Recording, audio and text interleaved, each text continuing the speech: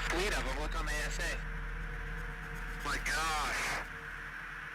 They're all going against the wind. The wind's 120 knots from the west. Look at that thing, dude.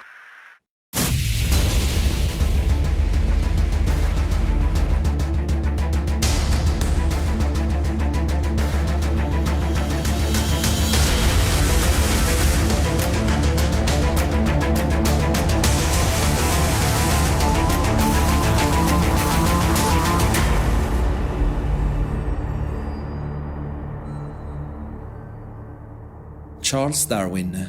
His theory predicted that all organisms originated from a single common ancestor and evolved through a process of very slow mutation and natural selection. Darwin himself, however, admitted that he couldn't explain the sudden appearance on Earth of the first complex animal group some 541 million years ago. Their presence can be confirmed by the following fossils. But where are their ancestors? They seem to have come from nowhere. Such complex life forms could not generate through random mutation within a short time frame. They need a developed and coherent DNA code and a far longer biological time frame. Francis Crick, molecular biologist and co-discoverer of DNA.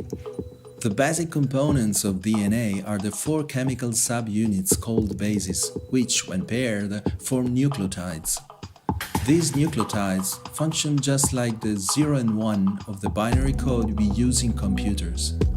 The sequence of these nucleotides is like an instruction booklet to build the proteins that allow life. Bill Gates said that DNA is like a computer program, only far more advanced than any we have created. The molecular biologist Leroy Hood has also described the DNA as a digital code. If a life form is to evolve into a more advanced one, it must change its code and create new coherent information. The theory of evolution says that this has always happened by random mutations of DNA code. However, we have seen that DNA works like a computer program. And we know that if we try to randomly rewrite an operating system code, the system crashes. Radical mutations are not allowed.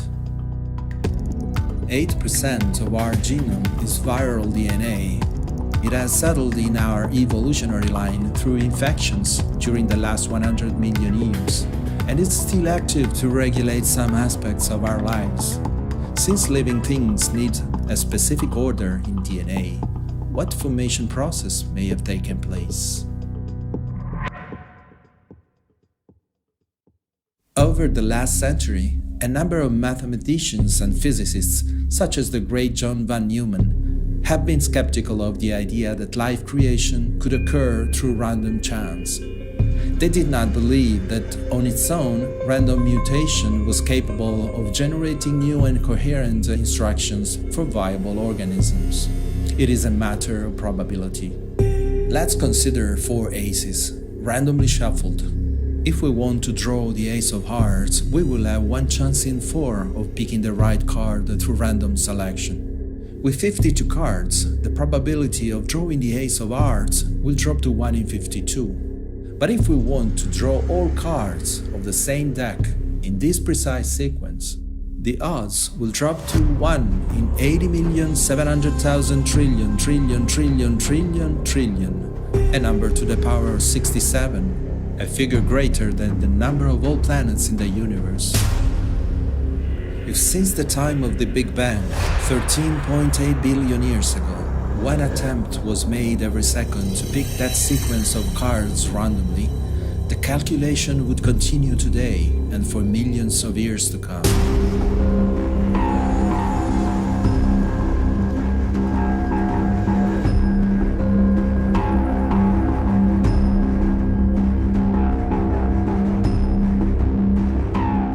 Human DNA has not 52 but 3 billion nucleotides, which need to be combined in very specific sequences to form genes.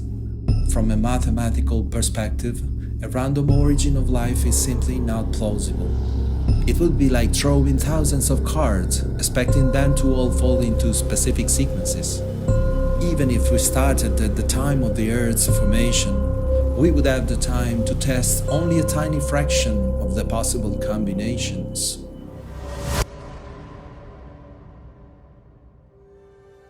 Let's now consider the concept of entropy. Entropy is the second law of thermodynamics. It is the principle that systems spontaneously evolve from a state of equilibrium to a disordered one. In nature, we can observe a process of continuous loss of genetic information, a manifestation of entropy.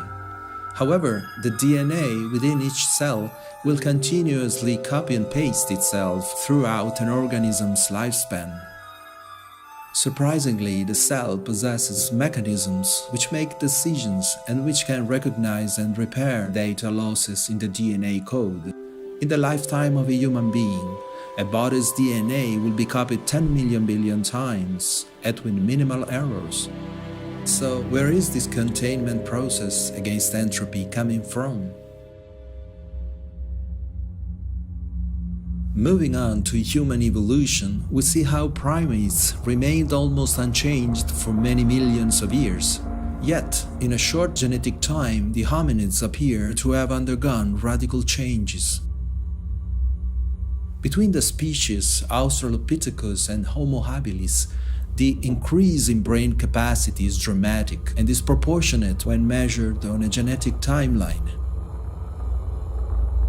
Donald Johansson, the discoverer of the Australopithecine Lucy, admits that we still have no evidence for human ancestry prior to Homo habilis.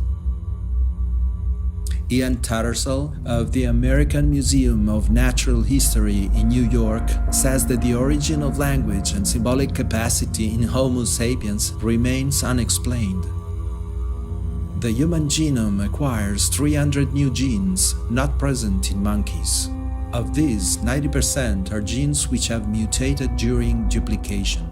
The origins of the other 10% of our genes remain a mystery.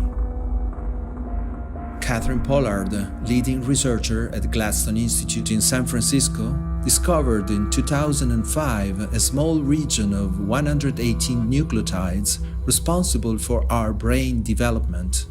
This region showed 18 mutations within an inexplicable short time frame. It was almost unchanged for 310 million years. In our branching from our primate ancestor, a process occurred called Robertsonian translocation. That process consists of two ancestral chromosomes fusing to form human chromosome number 2. Translocations, more often than not, lead to pathologies because during the fusion genes can lose parts of themselves and no longer function as they should. In rare cases, when they merge into neutral areas, the subject can still be healthy, but will have risks in reproduction. Apes have 48 chromosomes, humans 46. Let us assume that one of our ancestors, for a rare case, was born with 47 chromosomes and was healthy. Another rare case, subject with 47 chromosomes, happened to be born, and of the opposite sex. Such a double event would be extremely rare. Assuming it happened, the two subjects would now have to meet.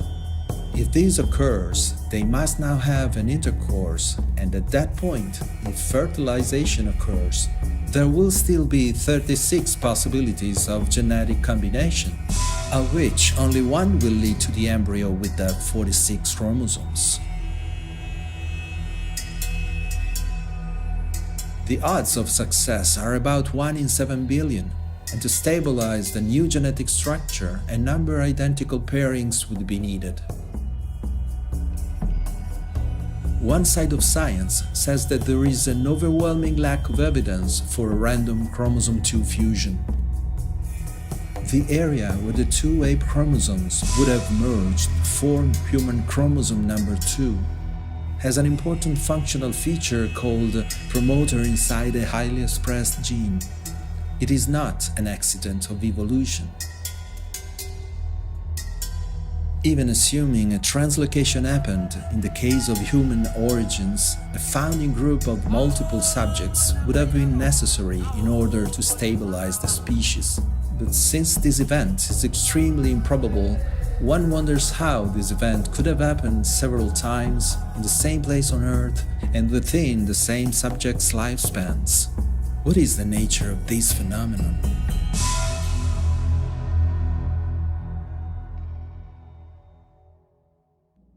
A number of eminent scientists have put forward the theory of an alien presence. In 2017, an anomalous interstellar object was detected. Observatories tracked its movement, noting that the object followed an unusual trajectory as it crossed our solar system. Avi Loeb, astrophysicist and director at Harvard's Department of Astronomy, put forward the theory that the object could be a probe sent by intelligent life in the universe. Francis Crick, Nobel Prize winner and co-discoverer of DNA, argued for the theory of panspermia, the seeding of our galaxy with the genetic coding for conscious, intelligent life. Could it explain the appearance of DNA on planet Earth? In his book, Life Itself, Crick proposed that a primordial life form may have arrived Earth in the ancient past, sent by a more advanced civilization. Significant figures in science, such as Stephen Hawking, Carl Sagan, Michio Kaku, and many others have put forward similar extraterrestrial hypotheses. If random mutation is indeed insufficient to explain these events in our biological history, just how might life on Earth have arrived and evolved?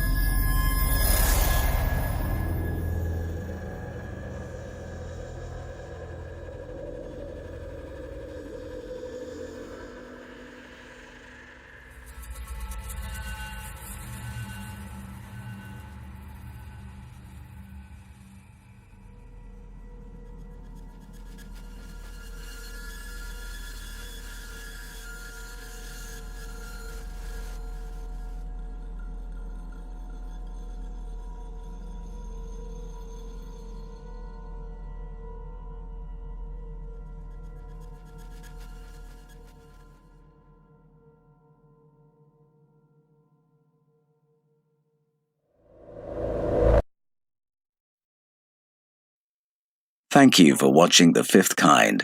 We hope you enjoyed this thought-provoking program. Please check out our official website at www.thefifthkind.com, where you can sign up to receive our latest newsletters, stories, and select featured content that is only available on alternative platforms. Thanks again, and we'll see you next time.